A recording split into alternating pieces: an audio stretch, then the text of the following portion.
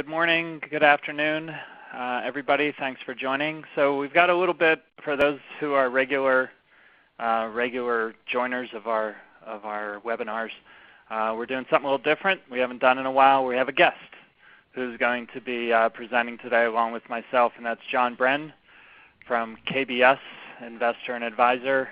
And he's going to be talking about real estate investment trusts, or REITs for short. So welcome, John, and looking forward to this presentation.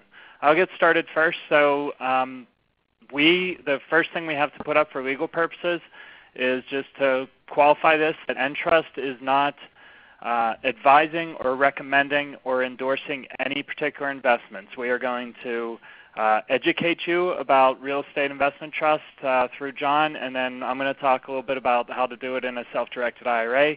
But that doesn't mean that we're saying you should or shouldn't invest in this type of investment. This is purely for educational purposes. Before you do any investments, we encourage you to seek out the advice of a CPA, a financial advisor, attorney, anybody like that before making any investment decisions. And do your due diligence on any investment that you're going to make. We're going to talk a little bit about Entrust, a real quick overview about Entrust, and then I'm going to pass the reins over to John, who's going to handle the next handful of bullet points, a little info about KBS, what exactly is a REIT, how to buy it through a broker, buying them directly, the mechanics, and then I'm going to take over at that point and talk about how you can invest in real estate investment trusts with a self-directed IRA, how you get started, and then at the end we'll do a Q&A. Feel free to, as you're going along, as your question comes up, go ahead and type it in the box down there, and then we're going to answer all the questions at the end. A little bit about Entrust. We have been in business now for almost 37 years, actually over 37 years. We probably need to update this slide. We do roughly 12,000 to 16,000 transactions every month, and we currently hold a little over $3.2 billion in investor assets. And what Entrust does is we provide the administrative and custodial services for self-directed retirement accounts.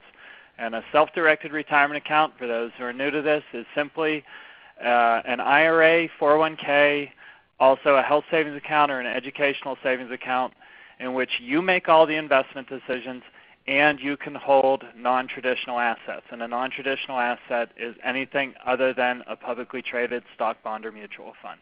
So real estate investment trusts can be publicly traded. They can also be privately traded. And so we're going to be talking about REITs in general, but with Entrust, if it's a publicly traded REIT, then you don't need Entrust. You could do it with any traditional brokerage firm, but if it's privately traded or privately owned, then you would need a company like Entrust to do it in a self-directed IRA if you want to do it in an IRA.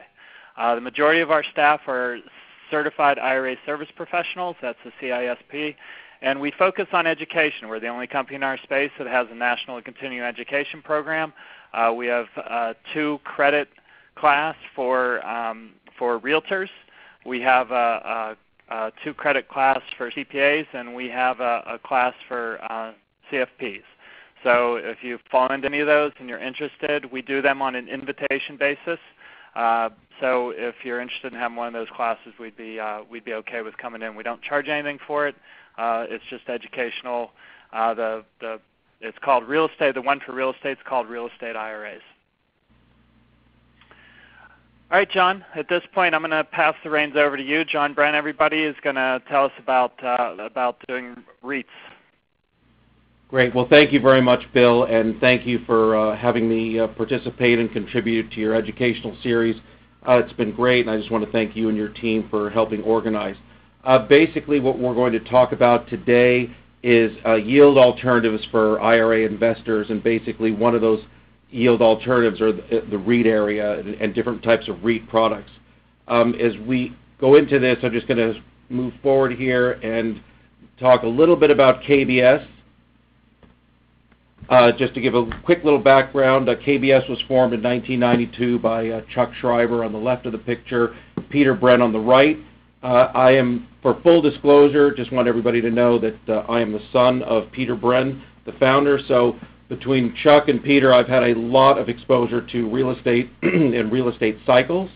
and that it goes back, as far back as the 70s. I hate to admit it, but it's true. But so the key thing I think about, from what I've learned from KBS and real estate exposure, from my family is how to survive, how to get through these different cycles and what it's meant. So KBS is running a little over $11 billion in AUM, about $37 billion in total transactional volume, and its investor base is basically sovereign wealth funds, institutional investors, pension funds, and also several non-traded REITs, which they're running now that are in different cycles. So that's the story in KBS. I will move on to the next thing, which is... Okay, so what I'm going to do in this part very quickly is that investors, whether it's through a self-directed IRA or in your regular brokerage account, there's yield alternatives that people can look for. So in your IRA, you're looking at different types of yield instruments for your yield bucket. You obviously have growth parts, you have stocks, you have other kinds of things, but really what we're going to focus on here today are different types of yield alternatives. So right now on this page, what we're going to focus on is just the yield curve very quickly, and then we'll move on. But basically the U.S. government bond market, which would be considered the safest as far as credit, 10-year rates are 3% or slightly over, and that's assuming you hold it for the 10-year period and go through. U.S. corporate bonds, you're talking about A grade in about 3.9, investment grade going down a little bit at the lowest level of investment grade at the triple B's, 4.2. As you move into the high yield market, you can buy bonds and get kind of 5% in double B, and if you're going down to the triple C area, you can get 6.1%. There's also other kinds of utility stocks, ETFs, things like that, yield-oriented, that you can buy in the marketplace. Those range anywhere from 3 to 9% or above. And again, there's a reason that all those traded that way, but I just kind of want to show you what the alternatives are that you could be buying if you were just in your traditional brokerage account and doing that. On the next slide, we're going to talk about the different types of non-publicly traded longer-term holds, and this is really the area of interest for IRA investors looking for yield alternatives.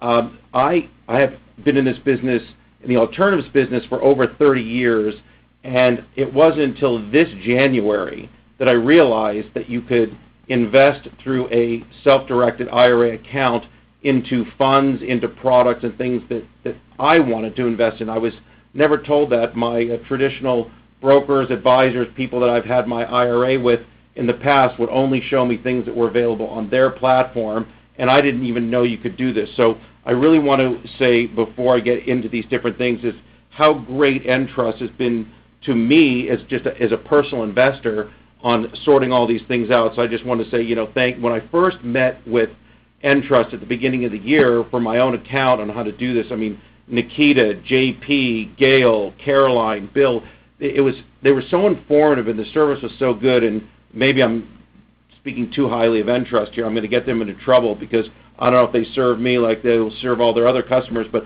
it was such a great educational introduction into this whole area and all the things I could do. I was so excited because now I could invest all these different kinds of sophisticated products in my IRA, and I immediately moved money over from my online brokerage account and set up an Entrust account. And I have to tell you, the Entrust people were great. It was done in 24 hours. I had money moved in, and everything was great. And then I started making investments, and the whole team was great.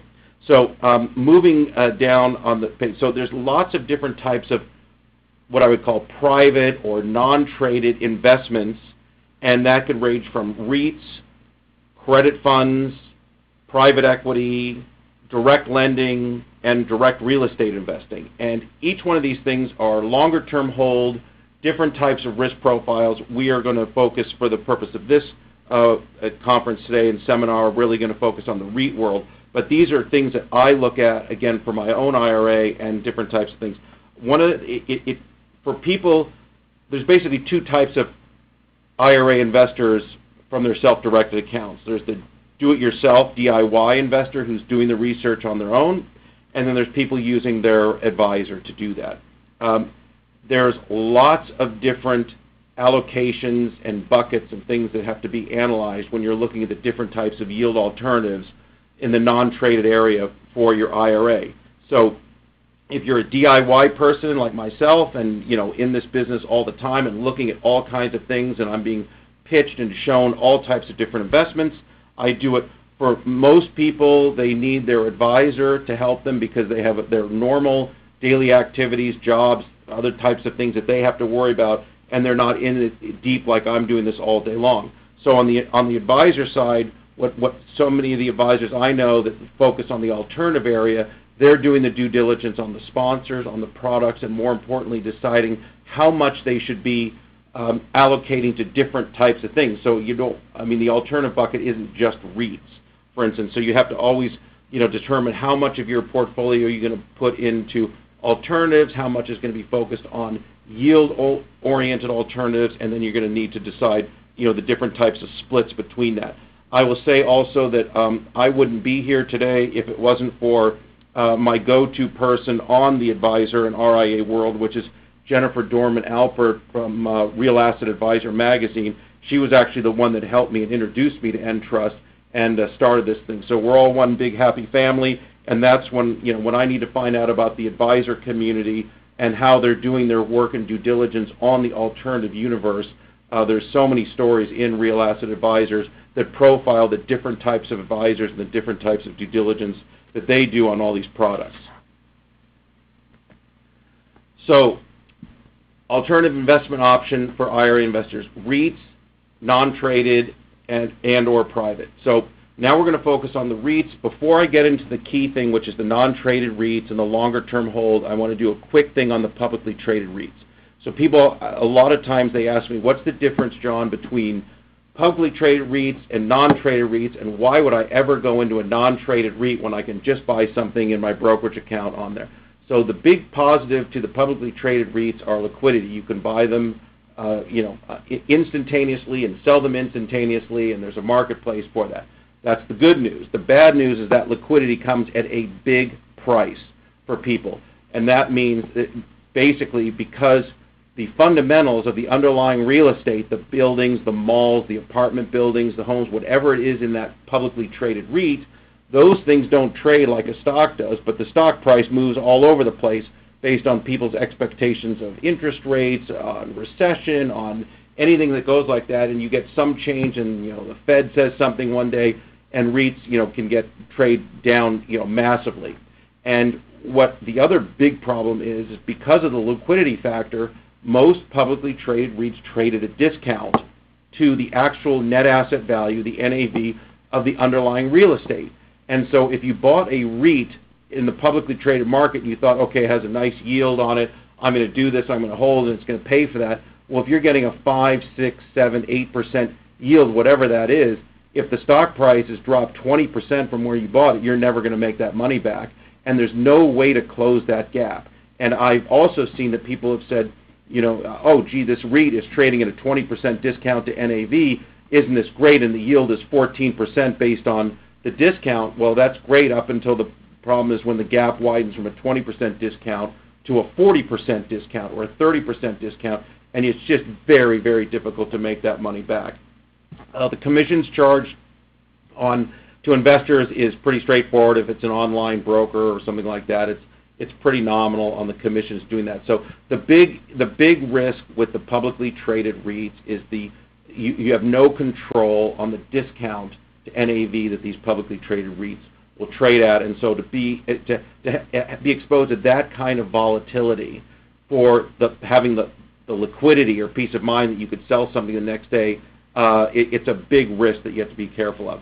So let's move down to the non-traded REITs. So non-traded REITs are exactly what it means. It's either a publicly registered non-traded REIT, publicly registered with the SEC, or it's a private REIT where people just come in and they own shares or limited partnership interests in those funds, in those real estate funds and REITs. You have to remember that the underlying asset, whether it's office buildings, malls, retail, multifamily, homes, whatever it is, the hold on these are very long. This isn't something that you want to be holding for 1 year, 1 month, 2 years, things like that. So your time horizon needs to be much longer, which is why these are very interesting for the IRA investor. So if someone's saying, I would like to have some yield instrument that's going to be great, but I need to pay for my child's education at college or something 3 years from now, these do not make sense for that. But for my IRA and for a portion of my IRA where I want to get higher yield and have this cash flow coming in and be able to accumulate that cash on a pre-tax basis in my IRA, these types of things make a lot of sense. Now, the key thing is on the non-traded REITs, when they're formed basically on the premise that people will go, put money into this entity, and then eventually the sponsor will go out and buy real estate or buy some real estate-oriented asset in there to get the revenue and the return. This is the key thing for people looking at REITs. The actual NAV versus the sales price NAV. That means that REITs are typically offered on some price that can either be stated arbitrarily. Someone could say, look, we're going to start the NAV at a $10 share price. And then there's there's REITs that have been in existence for a while, and the NAV is marked based on a third-party pricing service or group, or accounting firm or something that does that and prices the entire real estate value of the REITs minus the expenses and lending against that. And then they come up with an actual NAV, and that is then struck doing that. So brand new REITs trade at a price where they've just made it up to raise the money and have that start. And then there's seasoned REITs that are in place where the NAV is much closer to the real value underlying. The other thing in the non-traded REIT, which has changed a lot because of some rule changes with the government and the DOL rule, is that some non-traded REIT sponsors and people are going to direct access, and this is really key. This is a new strategy, and a few people are starting to make that move toward that, KBS being one of them, and that's really the direct access, direct consumer investor to the REIT and to the real estate itself, and bypassing the traditional brokerage channel on how these things were sold, and we'll talk about that in a minute. But that's really the big, exciting new thing in the non-traded REIT area, is the direct access and the few sponsors that are offering that. So buying REITs through brokers. So this is how it used to be done in the past. REITs were always purchased through a broker, advisor, hybrid RIA, however you want to characterize it. But publicly traded REITs are bought through your normal broker, or you can do it online. It's low commissions, things like that. The non-traded REITs were sold through brokers, and they would be charging higher commissions, and that were either baked into the NAV or somehow set up in the accounts. And those commissions could have been quite high. They were quite high. And now with going from the commission model to the direct model, the end investor is getting a lot more return from the real estate and from the cash flow by bypassing these large entry-level commissions in doing that. So this is a huge move in favor of the REIT buyer, and the key thing is the direct access, as I mentioned. So what are some of the key sponsors that are doing this? They have basically a couple of different ways for investors to purchase and do this. You can do it through your online portal and website of the sponsor, or you do it through your self-directed IRA custodian, but into dealing with the sponsor. And so, for instance, it was easy for me to go directly from Entrust and buy the different types of REIT products and instruments and funds that I want to do for my IRA. I would just do it directly, get the subscription documents from the sponsor, whomever that might be, and then I would fill out the forms, do that, get the direction letter to Entrust, and they would make the investments for me. I wasn't paying any commissions. I was going into different types of products where there were just no entry-level commissions, doing that because I was doing it myself. Or if I was using an advisor, I'm paying that advisor to do that, and just going straight forward. So that's again, that's just the different ways, or through the online portals and either through your self-directed IRA custodian. So the key thing are the commissions coming in and out, and whether you're paying and what you're paying for, and it's so important to understand for the DIY investor, and if you're using advisor, to understand what the costs are to enter these non-traded REITs and get that, because when you're dealing with yields, that are, in the high single digits, mid single digits yield with some potential upside if you were paying, several points in commissions, you're going to eat up your yield in the first 2 years just in commission costs. So that's different. So transparency is really, really important.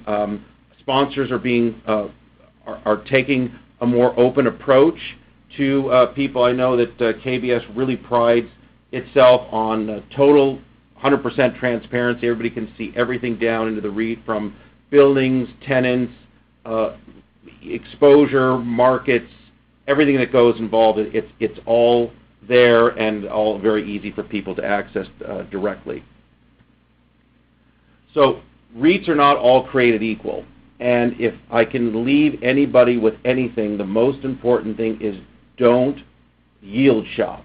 What that means is don't be romanced into seeing something that says, oh, this has a 15% IRR target or a 22% IRR target, or this thing yields 9% or 10%. Because go back to that yield curve that I was talking about earlier. There is no free lunch. And so if you see something that has a 15, a 12, an 18 IRR return profile, the risk to that is enormous. And I can just tell you this from one thing. Of all the top real estate sponsors, let's just take the people in the office building area, and I won't mention the names, but let's just say, KBS being in the top 7. If you take the top 7 commercial office real estate managers in the country, nobody's that smarter than the next guy. Meaning, we're not going to be able to, I'm sitting here in the IBM building here in New York City. I mean, no one's going to be able to buy the IBM building better or worse by a factor of 500 basis points or more to get a better yield. So it's just really be careful on the risk reward that you're taking. What is first thing to look at? What is the quality of the real estate? Is it an A-class building? Is it a B building that needs a lot of work? Is it a multifamily development in the outskirts of Dallas where there's 19 cranes within 20 blocks of each other building the same kind of thing? So the yields on those things can be very different and the risk can be very different. So it's key to understand quality of the underlying real estate. The leverage of the REIT itself too is really important. And also is the middle one there is the diversification of the regions. Again, if you're working on if you're in a multifamily REIT that's doing apartment buildings and the exposure right now is downtown LA and Dallas and some other places, I mean, there's a lot of competition in those markets, and you just don't know where things are going to be in 3 years. The other thing, too, is that people will gross up their leverage, meaning they will increase the leverage of the REIT or the underlying buildings to get a higher yield to enhance or entice people to come in and purchase because they say, oh, well, this has a 10% yield or a 9% yield, and I can just tell you, there are no free lunches out there. It is no 10% yield with nominal risk. I can just tell you that in seeing hundreds of different types of products myself and what I've been shown. So liquidity, this is really key, and the redemptions, because what's happened is REIT sponsors and the wholesaling networks to sort of move and try to entice investors to participate. People are coming up with different sort of formats, structures, things like that.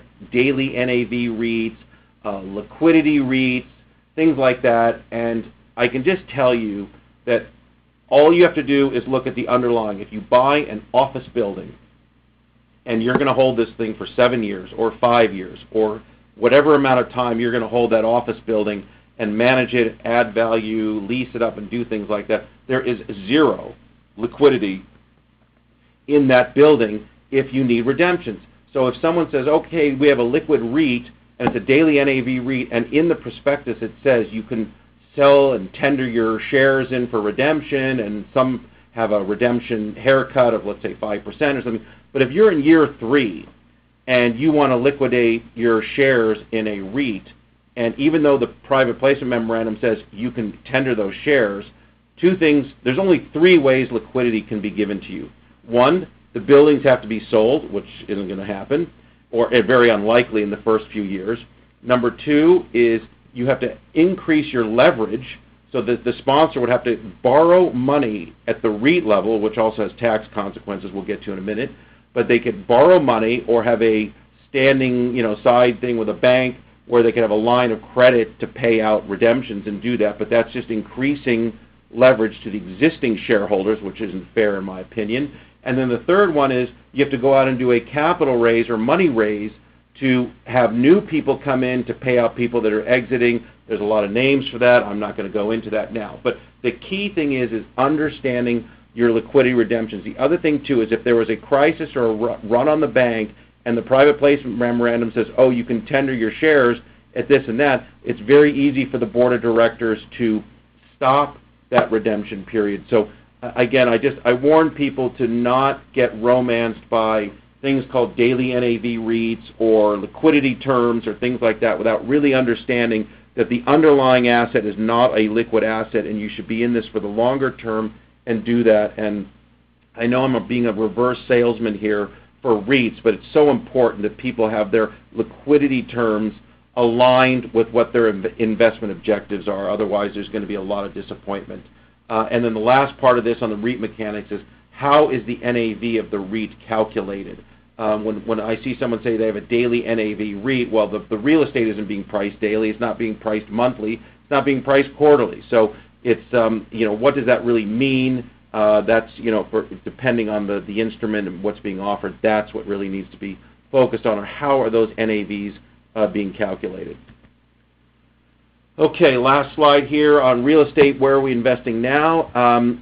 I've been in multiple meetings with Chuck Schreiber, CEO of KBS, and I'm going to steal his response on this, but we've been in multiple meetings with institutional investors, family offices, friends of mine that are very, very sophisticated investors. They always say, Chuck or Peter, what inning are we in real estate? And Chuck always responds, well, before that, could you please tell me the weather in the United States? And so that's when people say, where are we, what inning are we in for real estate, it means it's just way too broad of a term. So at KBS, I know that everything could focus down to what corner are you on in what city. Are you mid-block? Is it a B-plus building? Is it near a BART station in San Jose? Or is it near something in Portland where people can get off of a light rail or things like that? I mean, all of that has to do to the specific city, the specific block, and the specific type of building or underlying asset of real estate that you're dealing with. So cycle, it's very, very difficult. I can just tell you that the downtown LA multifamily apartment with all those cranes going up, that is going to be a different cycle than another city that doesn't have that kind of growth and movement of new product coming onto the market. So let's just talk briefly here because of the KBS expertise and history in the office market. So basically, a lot of people always say, well, what cycle are we in the office market? And basically, we've talked about specific regions, specific towns, and specific part within the city to do that. But the key thing is since the 2008 crash in the financial crisis, the amount of lending from banks to commercial office developers is dried up's not the right word, but it is significantly lower than it was pre-crisis and what it was like in the 90s and in the mid-2000s. So what that's done is that's kept a cap on new supply and new development of office buildings.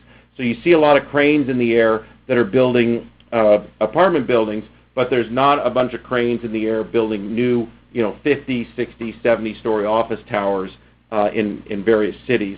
And going through, so there is a limited new supply, which is great for the people, like the firms like KBS, things like that, where they're looking at buildings that could be, whether either there's value add that can be done, or they can take a core plus asset, high quality, and make it a better building in the right town, things like that.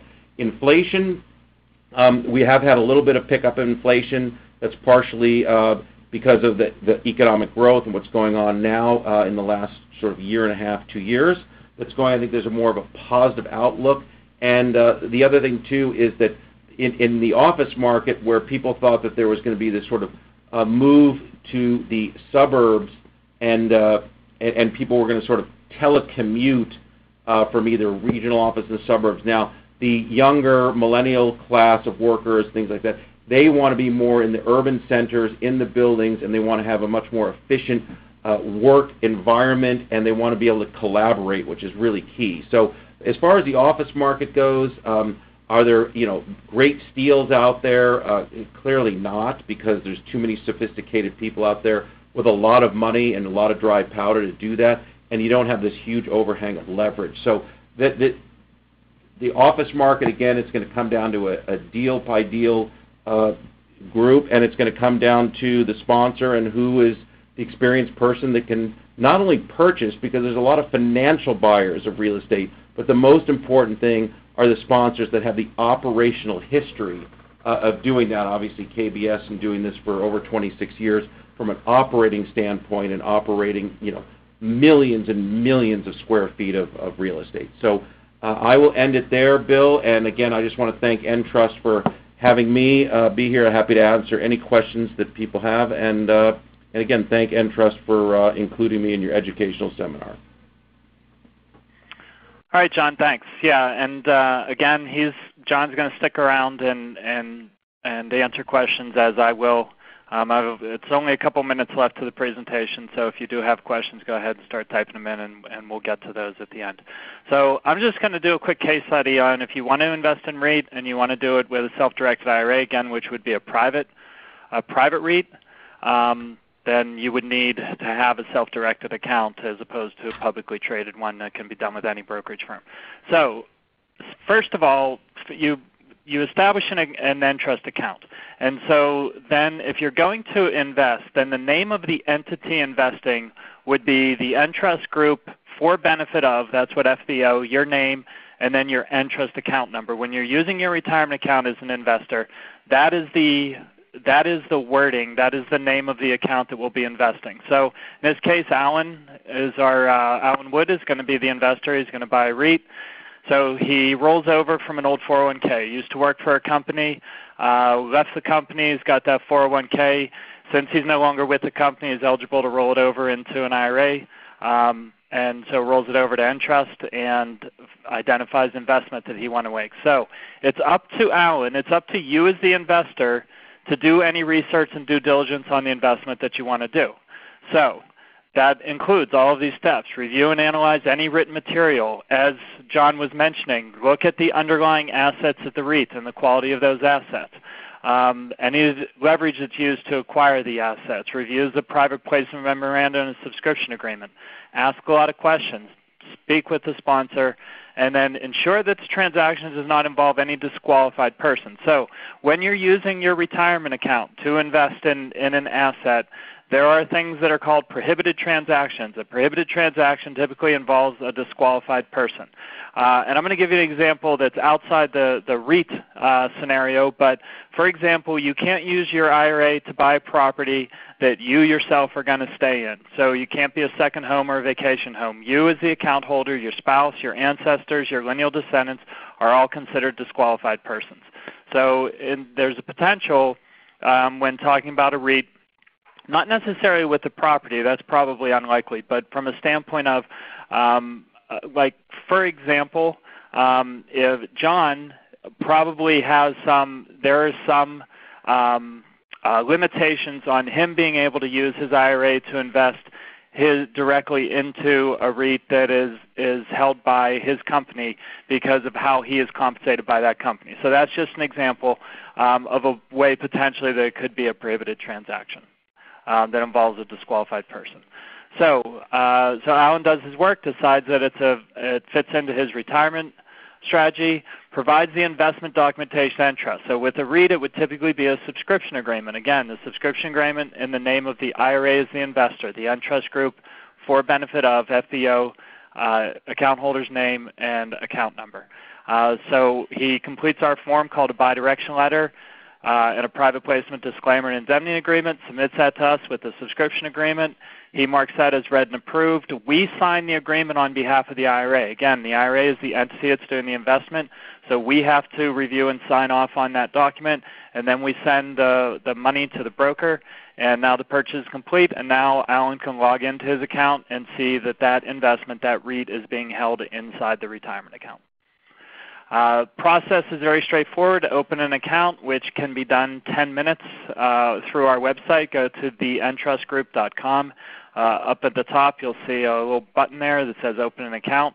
Just click on that. You're going to enter in your name, address, social security number, upload an ID, answer a few questions, select your fee options, and boom, your account is open. Wouldn't take any more than 10 minutes.